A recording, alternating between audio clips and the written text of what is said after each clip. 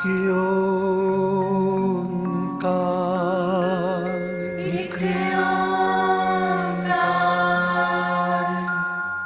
सतनाम सतनाम करता पुरख करता पुरख निर्भव निर्भव निर्वैर निर्वैर अकाल मूरत अकाल मूरत अजूनी सैभं अजूनी सैभं गुर प्रसाद जप गुर प्रसाद जप आद सच आदि सच जुगाद सच जुगाद सच है भी सच है भी सच नानक होसी भी सच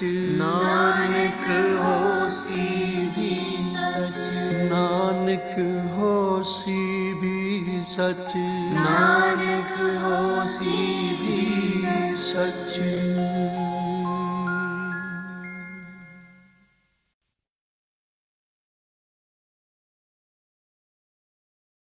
वाहे गुरु वाहे गुरु वाहे गुरु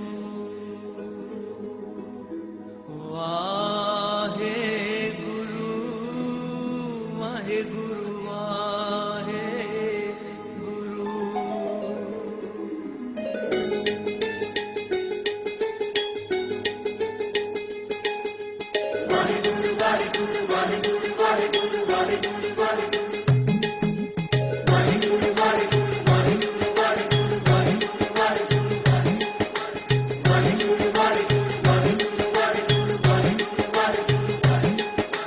पल पल याद करा मैं तेनू होर ना दिसे सहारा मैनू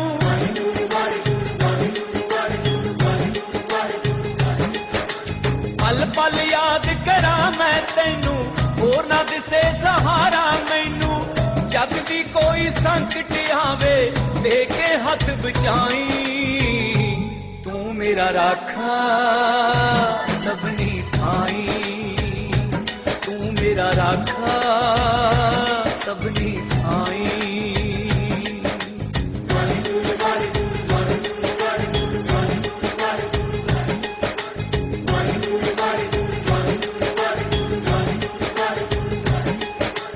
वाहे गुरु वाहे गुरु वाहे गुरु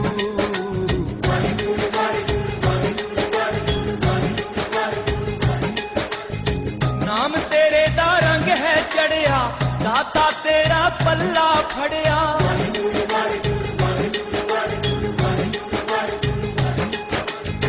नाम तेरे दा रंग है चढ़िया दाता तेरा पल्ला फड़िया औगण हार न माणे ताई औगण हार न माणे ताई हाड़ा छड़ना जाई तू मेरा राखा सबनी थाई तू मेरा राखा सबनी थाई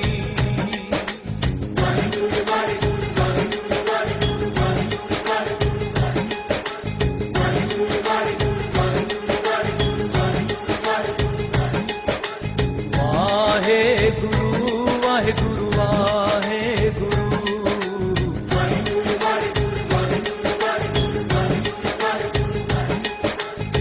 मैनू तेरे बाज नी सरदा मैं हाँ कुक तेरे दरदा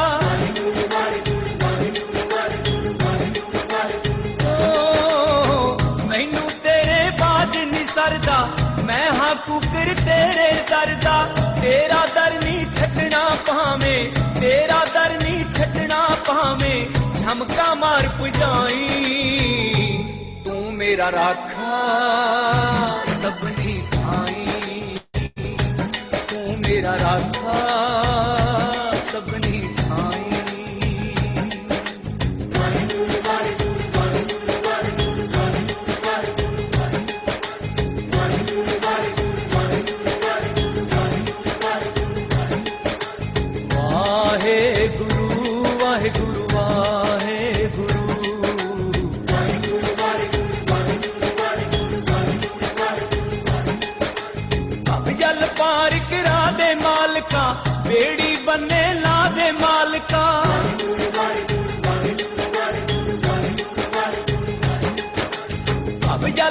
यार करा दे मालका बेड़ी बन्ने ला दे मालका इथे उथे दो ही जहानी इथे उथे दो ही जहानी पूरा साथ निभाई तू मेरा राखा सबनी थाई तू मेरा राखा सबनी थाई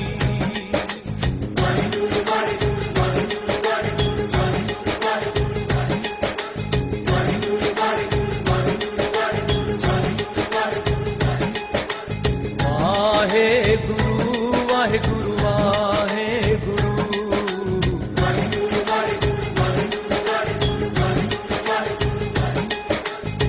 चरना दे नाल जोड़ के रखी पूरे कम्मा तो मोड़ के रखी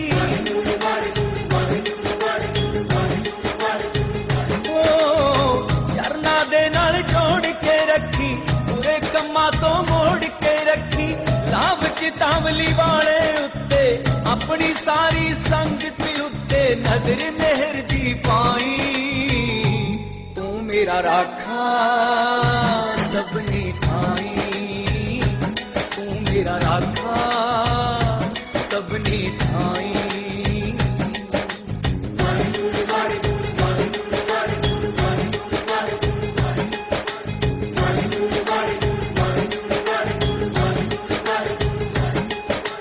वाहे गुरु वाहे गुरु वाहे गुरु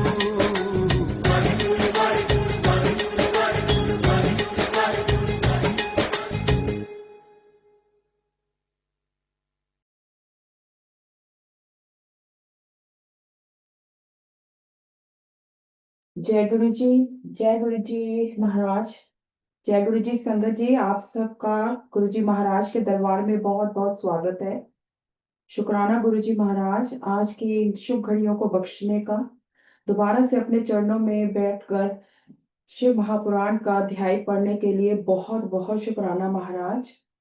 संगत जी, आज हमारे बीच में मीनू आंटी अगले अध्याय को शुरू करेंगी। मीनू आंटी, आप अपने आप को अनम्यूट कर लीजिए। जय गुरु जी। जय Guru ji. Welcome aunty ji, thank you. जय गुरु जी संगत जी। ओम श्री गणेशाय नमः। थैंक यू गुरु जी, मेरे को सेवा देने के लिए, शिव पुराण पढ़ने की सेवा के लिए बहुत बहुत शुक्रिया। पढ़ते थे मुझसे कोई भी भूल चूक होए तो मुझे माफ कीजिएगा। ओम श्री गणेशाय नमः। ओम नमः शिवाय, शिव जी सदा सहाय। ओम नमः शिवाय, गुरु जी सदा सहाय। श्री पुराण पुरुषोत्तमाय नमः। श्री गणेशाय नमः। श्री शिव महापुराण विदेशवार संहिता। प्रयाग में सूजी से मुनियों का तुरंत पाप नाश करने वाले साधन के विषय में प्रश्न। अधंतन मंगलम जार समान भाव, मार्यम कमीशम जरा मदमात्म देवम, पंचाननम प्रबल पंच विनोद शीलम, संभाव से ये मनसी शंकरम बम्बिकेश्वम। जो आदि और अंत में तथा मध्य में भी नित्य मंगलमय है, जिनकी समानता अथवा तुलना कहीं भी नहीं है, जो आत्मा के स्वरूप को प्रकाशित करने वाले देवता परमात्मा है, जिनके 5 मुख हैं और जो खेल ही खेल में अनायास जगत की रचना, पालन और संहार तथा अनुग्रह एवं तिरोभाव रूप 5 प्रबल कर्म करते रहते हैं, उन सर्वश्रेष्ठ अजर अमर ईश्वर अंबिकापति भगवान शंकर का मैं मन ही मन चिंतन करता हूँ। व्यास जी कहते हैं, जो धर्म का महान क्षेत्र है और जहाँ गंगा यमुना का संगम हुआ है, उस परम पुण्य में प्रयाग में जो ब्रह्मा लोक का मार्ग है, सत्य व्रत में तत्पर रहने वाले महातेजस्वी महाभाग महात्मा मुनियों ने एक विशाल ज्ञान यज्ञ का आयोजन किया। उस ज्ञान यज्ञ का समाचार सुनकर पौराणिक शिरोमणि व्यास शिष्य महामुनि सूत जी वहां मुनियों का दर्शन करने के लिए आए। सूत जी को आते देख वे सब मुनि उस समय हर्ष से खिल उठे और अत्यंत प्रसन्न चित्त से उन्होंने उनका विधिवत स्वागत सत्कार किया।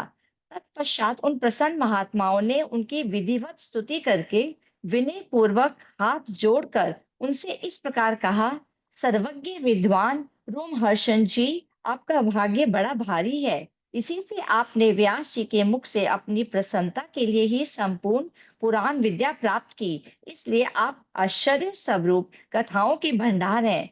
ठीक उसी तरह जैसे रत्नाकर समुद्र बड़े बड़े सारभूत रत्नों का आधार है। तीनों लोकों में भूत, वर्तमान और भविष्य तथा और भी जो कोई वस्तु है वे आपसे अज्ञात नहीं है।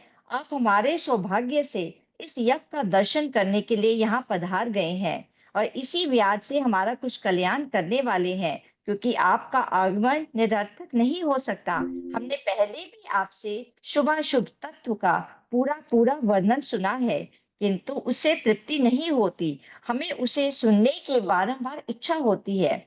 उत्तम बुद्धि वाले सूत जी, इस समय हमें एक ही बात सुननी है। यदि आपका अनुग्रह हो तो गोपनीय होने पर भी आप उस विषय का वर्णन करें। घोर कलयुग आने पर मनुष्य पुण्य कर्म से दूर रहेंगे, दुराचार में फंस जाएंगे और सब के सब सत्य भाषण से मुंह फेर लेंगे। दूसरों की निंदा में तत्पर होंगे, पराये धन को हड़प लेने की इच्छा करेंगे। उनका मन पराई स्त्रियों में आसक्त होगा तथा वे दूसरे प्राणियों की हिंसा किया करेंगे। अपने शरीर को ही आत्मा समझेंगे। मूढ़, नास्तिक और पशु बुद्धि रखने वाले होंगे। माता पिता से द्वेष रखेंगे। ब्राह्मण लोभ रूपी ग्राहक के ग्रास बन जाएंगे। वेद बेचकर जीविका चलाएंगे। धन का उपार्जन करने के लिए ही विद्या का अभ्यास करेंगे और मत से मोहित रहेंगे। अपनी जाति के कर्म छोड़ देंगे, प्रायः दूसरों को ठगेंगे। तीनों तीनों काल की संध्योपासना से दूर रहेंगे और ब्रह्मा ज्ञान से शून्य होंगे। समस्त क्षत्रिय भी सद्धर्म का त्याग करने वाले होंगे। कुसंगी, पापी और व्याभिचारी होंगे। उनमें शौर्य का अभाव होगा। वे कुत्सित चौर्य कर्म से जीविका चलाएंगे, शूद्रों का सा बर्ताव करेंगे और उसका चित्त काम का किंकर बना रहेगा। वैश्य संस्कार, भ्रष्ट, सर्व धर्म त्यागी, कुमार्गी, धनोपार्जन परायण तथा नाप तौल में अपने कुत्सित वृत्ति का परिचय देने वाले होंगे। इसी तरह शूद्र ब्राह्मणों के आचार में तत्पर होंगे और उनकी आकृति उज्जवल होगी, अर्थात वे अपना कर्म धर्म छोड़कर उज्जवल वेशभूषा से विभूषित हो व्यर्थ घूमेंगे। वे स्वभावते ही अपने धर्म का त्याग करने वाले होंगे। उनके विचार धर्म के प्रतिकूल होंगे। वे कुटिल और द्विजन निंदक होंगे। यदि धनी हुए तो कुकर्म में लग जाएंगे। विद्वान हुए तो वाद विवाद करने वाले होंगे। अपने को कुलीन मानकर चारों वर्णों के साथ वैवाहिक संबंध स्थापित करेंगे। समस्त वर्णों को अपने संपर्क से भ्रष्ट करेंगे। वे लोग अपनी अधिकार सीमा से बाहर जाकर बीजोचित सत्कर्मों का अनुष्ठान करने वाले होंगे। कलयुग की स्त्रियां प्राय सदाचार से भ्रष्ट और पति का अपमान करने वाली होंगी। सास ससुर से द्रोह करेंगी, किसी से भय नहीं मानेंगी, मलिन भोजन करेंगी, कुटिल भाव भाव में तत्पर होंगी। उनका शील स्वभाव बहुत बुरा होगा और वे अपने पति की सेवा से सदा ही विमुख रहेंगी। सो जी, इस तरह जिनकी बुद्धि नष्ट हो गई है, जिन्होंने अपने धर्म का त्याग कर दिया है, ऐसे लोगों को इहलोक और परलोक में उत्तम गति कैसे प्राप्त होगी? इसी चिंता से हमारा मन सदा व्याकुल रहता है। परोपकार के समान दूसरा कोई धर्म नहीं है। अतः जिस छोटे से उपाय से इन सब के पापों का तत्काल नाश हो जाए, उसे इस समय कृपा पूर्वक बताइए, क्योंकि आप समस्त सिद्धांतों के ज्ञाता हैं। व्यास जी कहते हैं, ओम भावात्मा मुनियों की ये बात सुनकर सूत जी मन ही मन भगवान शंकर का स्मरण करके उनसे इस प्रकार बोले। शिव पुराण का परिचय। सूत जी कहते हैं, साधु महात्माओं, आपने बहुत अच्छी बात पूछी है। आपका ये प्रश्न तीनों लोगों का हित करने वाला है। मैं गुरुदेव व्यास का स्मरण करके आप लोगों के स्नेहवश इस विषय का वर्णन करूंगा। आप आदर पूर्वक सुने। सबसे उत्तम जो शिव पुराण है, वह वेदांत का सार सर्वस्व है तथा वक्ता और श्रोता का समस्त पाप राशियों से उद्धार करने वाला है। इतना ही नहीं, वह परलोक में परमार्थ वस्तु को देने वाला है। कली की कल्मश राशि का विनाश करने वाला है। उसमें भगवान शिव के उत्तम यश का वर्णन है। ब्राह्मणों, धर्म, अर्थ, काम और मोक्ष, इन चारों पुरुषार्थों का देने वाला वे पुराण सदा ही अपने प्रभाव की दृष्टि से वृद्धि या विस्तार को प्राप्त हो रहा है। विप्रवरो, उस सर्वोत्तम शिव पुराण के अध्ययन मात्र से वे कलयुग के पापाशक जीव श्रेष्ठम गति को प्राप्त हो जाएंगे। कलयुग के महान उत्पाद तभी तक जगत में निर्भय होकर विचरेंगे। जब तक यहाँ शिव पुराण का उदय नहीं होगा, इसे वेद के तुल्य माना गया है। इस वेद कल्प पुराण का सबसे पहले भगवान शिव ने ही प्रणयन किया था। विदेश्वर संहिता, रुद्र संहिता, विनायक संहिता, उमा संहिता, मातृ संहिता, एकादश रुद्र संहिता, कैलाश संहिता, शतरुद्र संहिता, कोटि रुद्र संहिता, सहस्त्र कोटि रुद्र संहिता, वावीय संहिता, धर्म संहिता, इस प्रकार इस पुराण के 12 वेद या खंड हैं। ये 12 संहिताएं अत्यंत पुण्यमयी मानी गई हैं। ब्राह्मणों, अब मैं उनके श्लोकों की संख्या बता रहा हूँ, आप लोग वह सब आदर पूर्वक सुने। विदेश्वर संहिता में 10,000 श्लोक हैं। रुद्र संहिता, विनायक संहिता, उमा संहिता और मातृ संहिता, इनमें से प्रत्येक में 8-8 हजार श्लोक हैं। ब्राह्मणों, एकादश रुद्र संहिता में 13,000, कैलाश संहिता में 6,000, शतरुद्र संहिता में 3,000, कोटि रुद्र संहिता में 9,000, सहस्त्र कोटि रुद्र संहिता में 11,000, वायवीय संहिता में 4,000 तथा धर्म संहिता में 12,000 श्लोक हैं। इस प्रकार मूल शिव पुराण की श्लोक संख्या 1,00,000 है, परंतु व्यास जी ने उसे 24,000 श्लोकों में संक्षिप्त कर दिया है। पुराणों की क्रम संख्या के विचार से इस शिव पुराण का स्थान चौथा है। इसमें 7 संहिताएं हैं। पूर्व काल में भगवान शिव ने श्लोक संख्या की दृष्टि से 100 करोड़ श्लोकों का एक ही पुराण ग्रंथ ग्रथित किया था। सृष्टि के आदि में निर्मित हुआ वह पुराण साहित्य अत्यंत विस्तृत था। फिर द्वापर आदि युगों में द्वैपायन, व्यास आदि महर्षियों ने जब पुराण का 18वां भागों में विभाजन कर दिया, उस समय संपूर्ण पुराणों का संक्षिप्त स्वरूप केवल 4,00,000 श्लोकों का रह गया।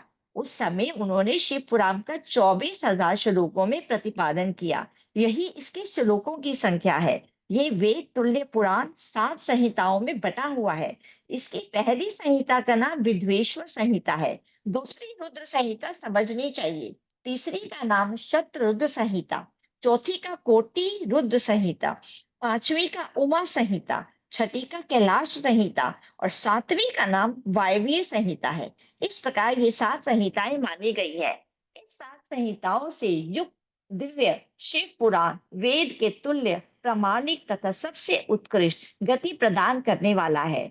ये निर्मल शिव पुराण भगवान शिव के द्वारा ही प्रतिपादित है। इसे शैव शिरोमणि भगवान व्यास ने संक्षेप से संकलित किया है। ये समस्त जीव समुदाय के लिए उपकारक, त्रिविध तापों का नाश करने वाला, तुलना रहित एवं सत्पुरुषों को कल्याण प्रदान करने वाला है। इसमें वेदांत विज्ञान में प्रधान तथा निष्काम धर्म का प्रतिपादन किया गया है। ये पुराण ईर्ष्या रहित अंतःकरण वाले विद्वानों के लिए जानने की वस्तु है। इसमें श्रेष्ठ मंत्र समूहों का संकलन है तथा धर्म, अर्थ और काम इस त्रिवेद की प्राप्ति के साधन का भी वर्णन है।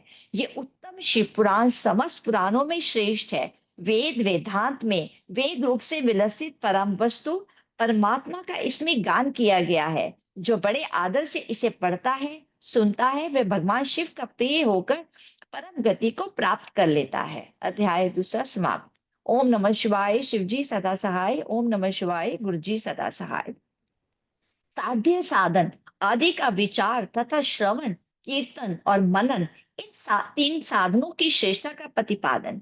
व्यास जी कहते हैं, सूत जी का ये वचन सुनकर वे सब महर्षि बोले, अब आप हमें वेदांत सार सरल स्वरूप अद्भुत शिव पुराण की कथा सुनाइए। सूत जी कहते हैं, आप सब महर्षिगण रोग शोक से रहित कल्याण में भगवान शिव का स्मरण करके पुराण प्रवर शिव पुराण की जो वेद के सार तत्व से प्रकट हुआ है कथा सुनिए।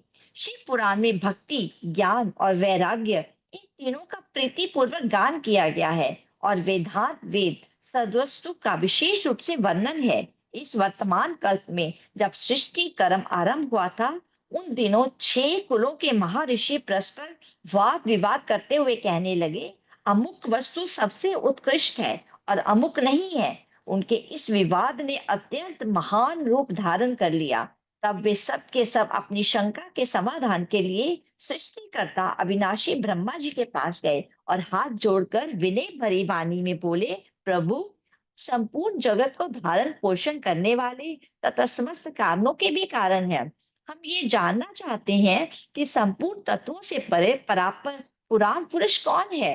ब्रह्मा जी ने बोला, जहां से मन सहित वाणी उन्हें न पाकर लौट आती है तथा जिनसे ब्रह्मा विष्णु रुद्र और इंद्र आदि से युक्त ये संपूर्ण जगत समस्त भूतों एवं इंद्रियों के साथ पहले प्रकट हुआ है, वे ही ये देव महादेव सर्वज्ञ एवं संपूर्ण जगत के स्वामी हैं। यही सबसे उत्कृष्ट है। भक्ति से ही इनका साक्षात्कार होता है, दूसरे किसी उपाय से कहीं इनका दर्शन नहीं होता।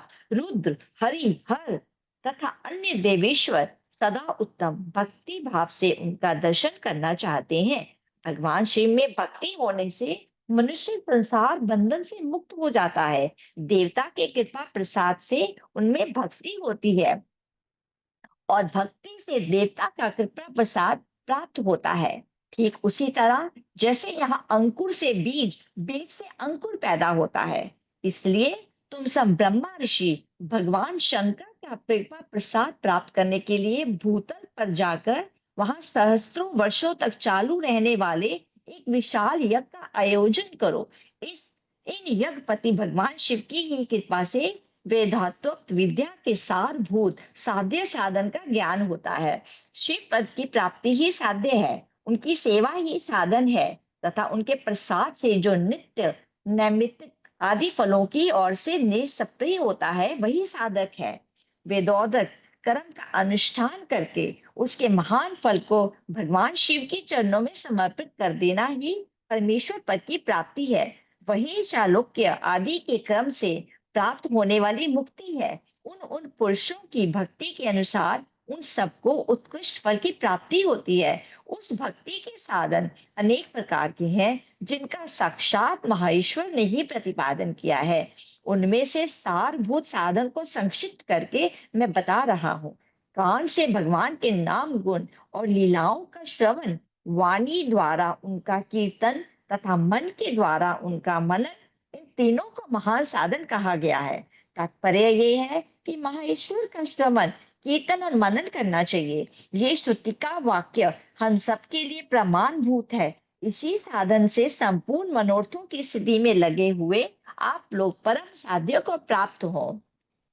लोग प्रत्यक्ष वस्तु को आंख से देखकर उसमें प्रवृत्त होते हैं, परंतु जिस वस्तु का कहीं भी प्रत्यक्ष दर्शन नहीं होता उसे श्रवणेंद्रिय द्वारा जान सुनकर मनुष्य उसकी प्राप्ति के लिए चेष्टा करता है। अतः पहला साधन श्रवण ही है। उनके द्वारा गुरु के मुख से तत्व को सुनकर श्रेष्ठ बुद्धि वाला विद्वान पुरुष अन्य साधन कीर्तन एवं मनन की सिद्धि करे। क्रमशः मन पर्यंत इन साधन की अच्छी तरह साधना कर लेने पर उसके द्वारा सालोक्य आदि के क्रम से धीरे धीरे भगवान शिव का संयोग प्राप्त होता है। पहले सारे अंगों के रोग नष्ट हो जाते हैं, फिर सब प्रकार का लौकिक आनंद भी विलीन हो जाता है। भगवान शंकर की पूजा, उनके नामों के जप तथा उनके गुण रूप विलास और नामों का युक्ति परायण चित्त के द्वारा जो निरंतर परिशोधन या चिंतन होता है उसी को मनन कहा गया है। वह महेश्वर की कृपा दृष्टि से उपलब्ध होता है। उसे समस्त श्रेष्ठ साधनों में प्रधान या प्रमुख कहा गया है। सूत जी कहते हैं, मुनीश्वरों, इस साधन का महात्म्य बताने के प्रसंग में मैं आप लोगों के लिए एक प्राचीन वृतांत का वर्णन करूंगा, उसे ध्यान देकर आप सुने। पहले की बात है, प्राशर मुनि के पुत्र मेरे गुरु व्यास देव जी सरस्वती नदी के सुंदर तट पर तपस्या कर रहे थे। एक दिन सूर्य तो तेजस्वी विमान से यात्रा करते हुए भगवान सनत कुमार अकस्मात वहां पहुंचे और उन्होंने मेरे गुरु को वहां देखा। वे ध्यान में मगन थे। उनसे जगने पर उन्होंने ब्रह्मा पुत्र सनत कुमार जी को अपने सामने उपस्थित देखा। देखकर वे बड़े वेग से उठे और उनके चरणों में प्रणाम करके मुनि ने उन्हें अर्घ्य दिया और देवताओं के बैठने योग्य आसन भी अर्पित किया। तब प्रसन्न वे भगवान सनत कुमार विनीत भाव से खड़े हुए व्यास जी से गंभीर वाणी में बोले, मुने, तुम्हें सत्य वस्तु का चिंतन करो। वे सत्य पदार्थ भगवान शिव ही है जो तुम्हारे साक्षात करके विषय होंगे। भगवान शंकर का श्रवण कीर्तन मनन ये तीन महत्तर साधन कहे गए हैं। ये तीनों ही वेद सम्मत है। पूर्व काल में मैं दूसरे साधनों के संभ्रम में पड़कर घूमता घामता मंदराचल पर जा पहुंचा। वहां तपस्या करने लगा। तदंतर महेश्वर शिव की आज्ञा से भगवान नंदिकेश्वर वहां आए। उन्होंने मुझ पर बड़ी दया की। वे सबके साक्षी थे। वे सबके साक्षी तथा शिव गणों के स्वामी भगवान नंदिकेश्वर मुझे स्नेह पूर्वक मुक्ति का उत्तम साधन बनाते हुए बोले, भगवान श्रवण का श्रवण, कीर्तन और मनन, ये तीनों साधन वेद सम्मत है और मुक्ति के साक्षात कारण है। ये बात स्वयं भगवान शिव ने मुझसे कही है। अतः ब्राह्मण, तुम श्रवण आदि तीनों साधनों का ही अनुष्ठान करो। व्यास जी से बार बार ऐसा कहकर अनुगामियों सहित ब्रह्मा पुत्र सनत कुमार परम सुंदर ब्रह्मा राम को चले गए। इस प्रकार पूर्व काल के इस उत्तम वृत्तांत का मैंने संक्षेप से वर्णन किया है। ऋषि बोले, सूत जी, श्रवण आदि 3 साधनों को आपने मुक्ति का उपाय बताया है, किंतु जो श्रवण आदि तीनों साधनों में असमर्थ हो, वह मनुष्य किस उपाय का अवलंबन करके मुक्त हो सकता है? किस साधन भूत कर्म के द्वारा बिना यत्न के ही मोक्ष मिल सकता है? अध्याय 3-4 समाप्त। ओम नमः शिवाय। शिव जी सदा सहाय। ओम नमः शिवाय। गुरु जी सदा सहाय। भगवान शिव के लिंग एवं साकार विग्रह की पूजा के रहस्य तथा महत्व का वर्णन।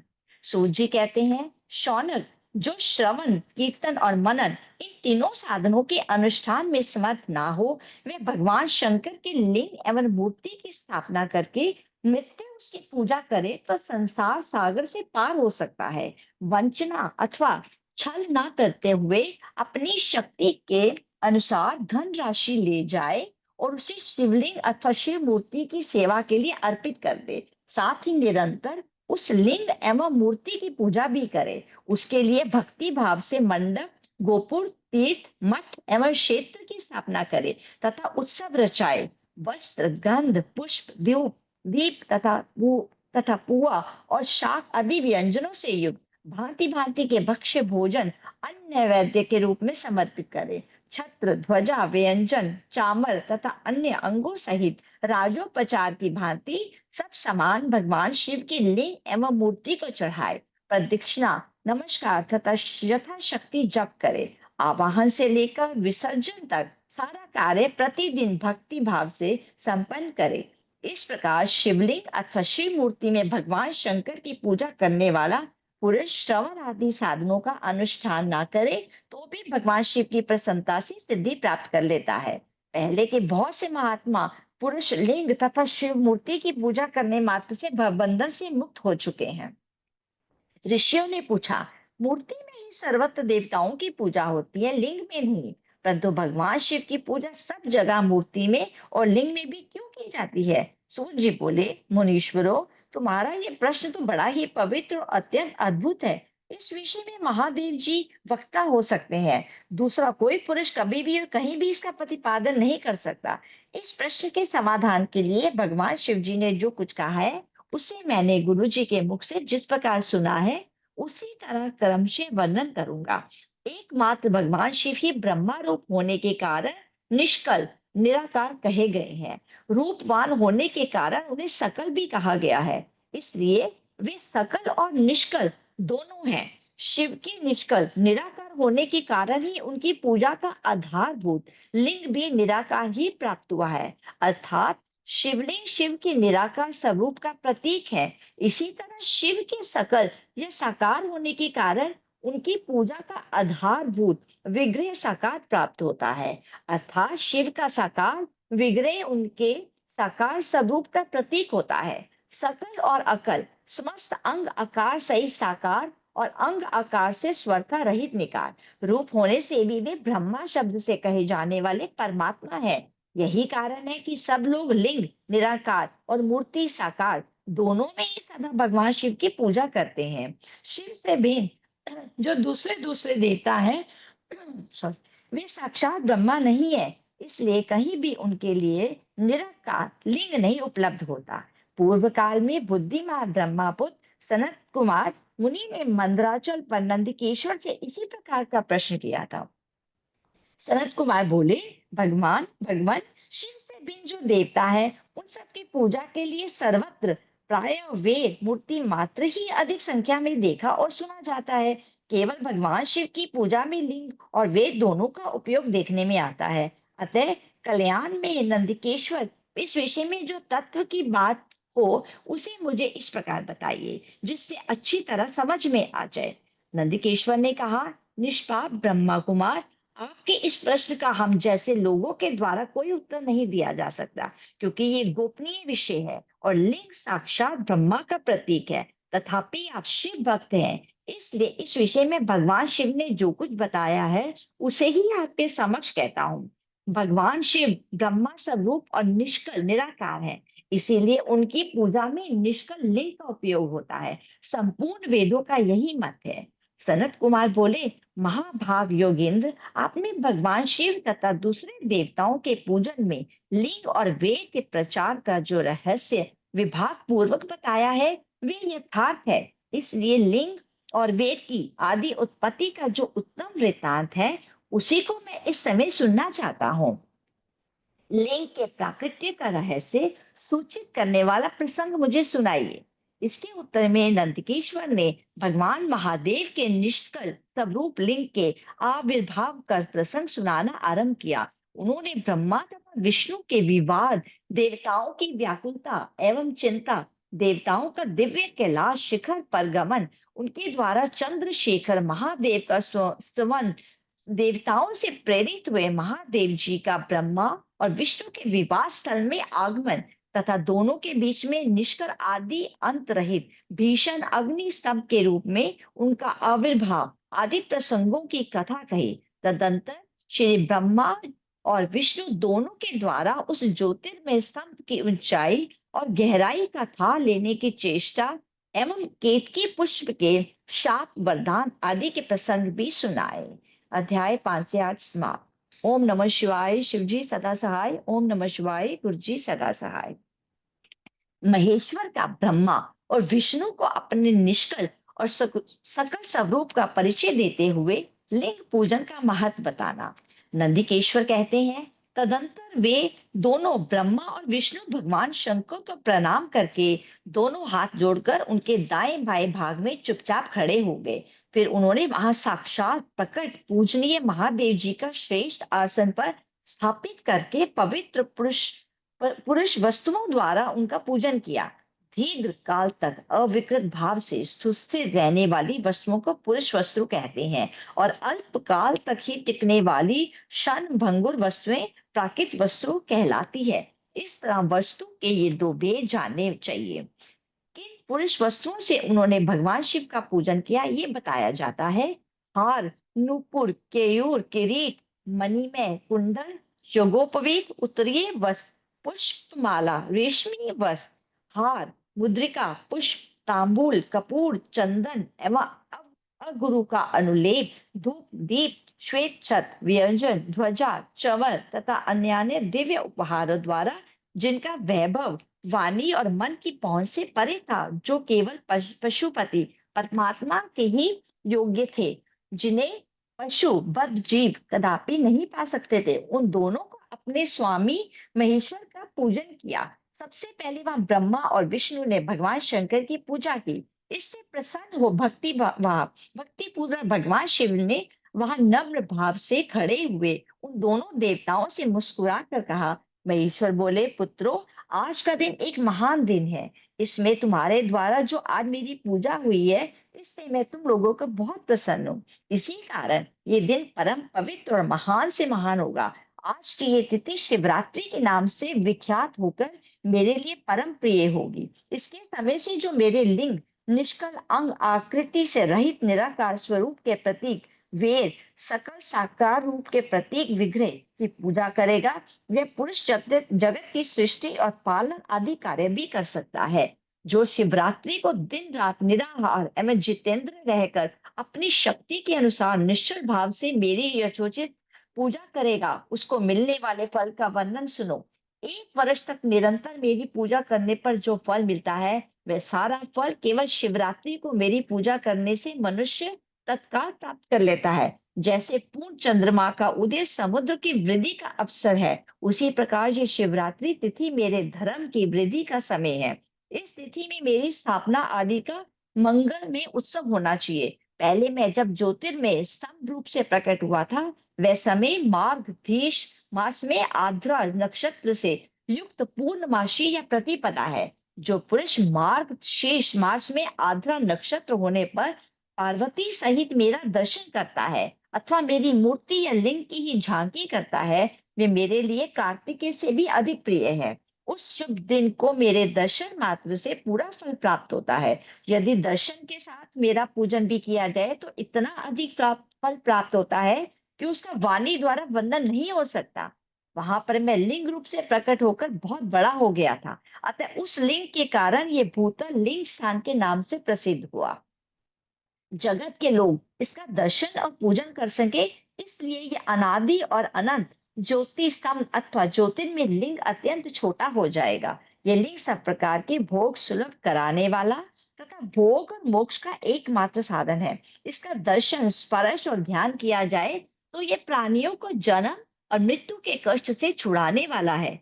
अग्नि के पहाड़ जैसा जो शिवलिंग यहाँ प्रकट हुआ है, इसके कारण ये स्थान अरुणाचल नाम से प्रसिद्ध होगा। यहाँ अनेक प्रकार के बड़े बड़े तीर्थ प्रकट होंगे।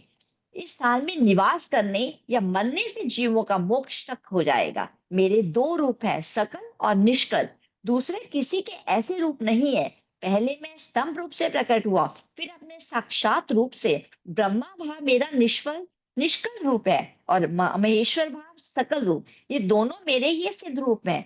मैं ही पर ब्रह्मा परमात्मा हूँ। कला युक्त अकल मेरे ही सब रूप हैं। ब्रह्मा रूप होने के कारण मैं ईश्वर भी हूँ। जीवों पर अनुग्रह आदि करना मेरा कार्य है। ब्रह्मा और केशव मैं सबसे बृहत और जगत की वृद्धि करने वाला होने के कारण ब्रह्मा कहलाता हूँ।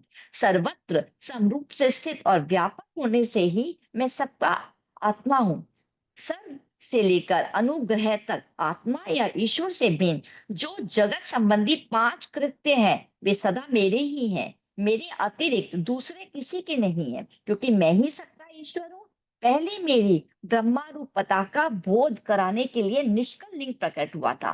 फिर अज्ञात ईश्वर तत्व का साक्षात्कार कराने के निमित्त मैं साक्षात जगदीश्वर ही सकल रूप में तत्काल प्रकट हो गया। अतः मुझ में जो ईश्वरत्व है उसे ही मेरा सकल रूप जानना चाहिए, तथा जो ये मेरा निष्कल स्तंभ है वह मेरे ब्रह्मा स्वरूप का बोध कराने वाला है। ये मेरा ही लिंग चिन्ह है। तुम दोनों प्रतिदिन यहाँ रहकर इसका पूजन करो। ये मेरा ही स्वरूप है और मेरे सामीप्य की प्राप्ति कराने वाला है। लिंग और लिंगी में नित्य अभेद होने के कारण मेरे इस लिंग का महान पुरुषों की भी पूजा करनी चाहिए। मेरे एक लिंग की स्थापना करने का ये फल बताया गया है कि उपासक को मेरी समानता की प्राप्ति हो जाती है। यदि एक के बाद दूसरे शिवलिंग की स्थापना कर दी जाए तब तो उपासक को फल रूप से मेरे साथ एकत्व सायुज्य मोक्ष रूप फल प्राप्त होता है।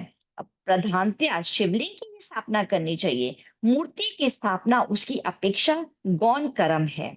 शिवलिंग के अभाव में सब ओर से सवेर मूर्ति युक्त होने पर भी वह स्थान क्षेत्र नहीं कहलाता। अध्याय 9 समाप्त। ओम नमः शिवाय। शिवजी सदा सहाय। ओम नमः शिवाय। गुरुजी सदा सहाय। थैंक यू संगत जी। जय गुरु जी। मेरे से कोई भूल चूक हुई हो तो माफ करना। जय गुरु जी। शुक्राना गुरु जी।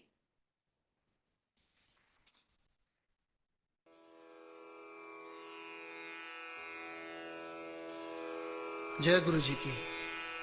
अब हम मंत्र जाप करेंगे।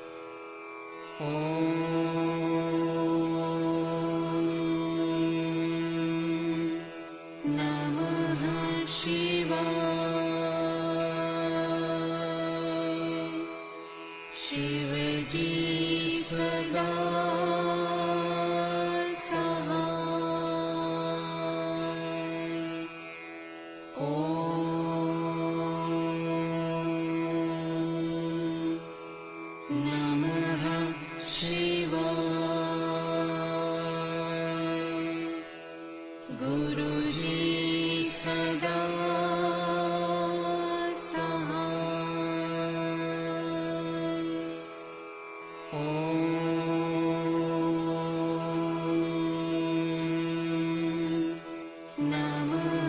शिवाय।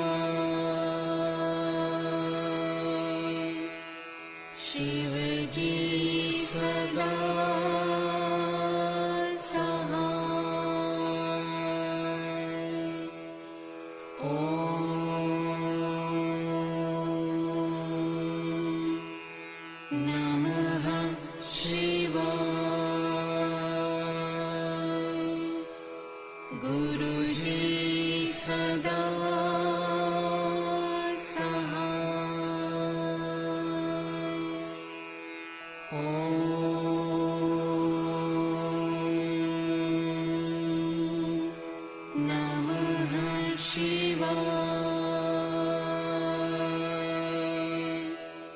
शिवजी सदा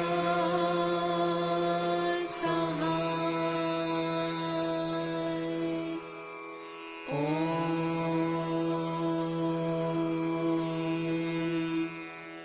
नमः शिवाय गुरुजी सदा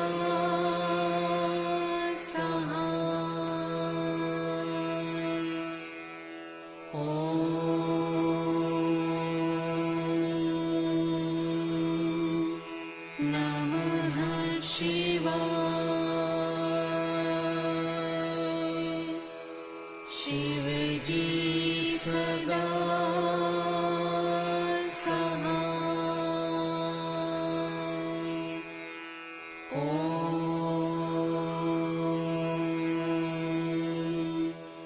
नमः शिवाय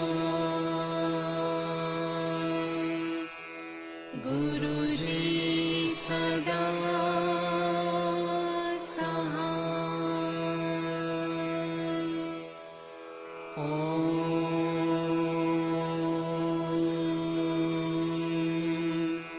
नमः शिवाय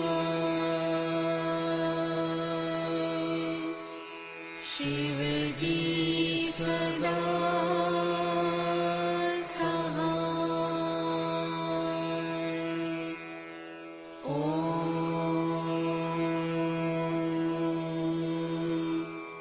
नमः शिवाय गुरुजी सदा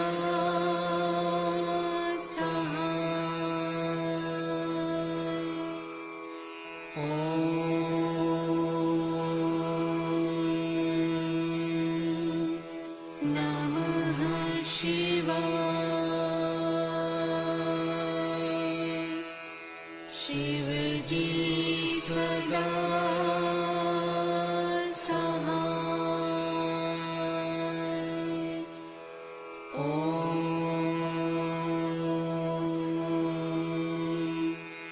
नमः शिवाय गुरुजी सदा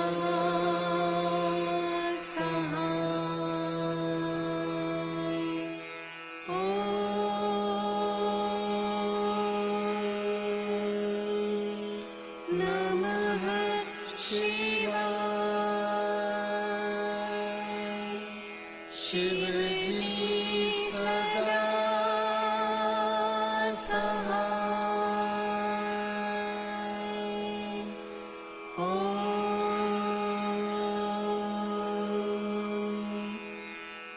नमः शिवाय गुरुजी सदा सहाय।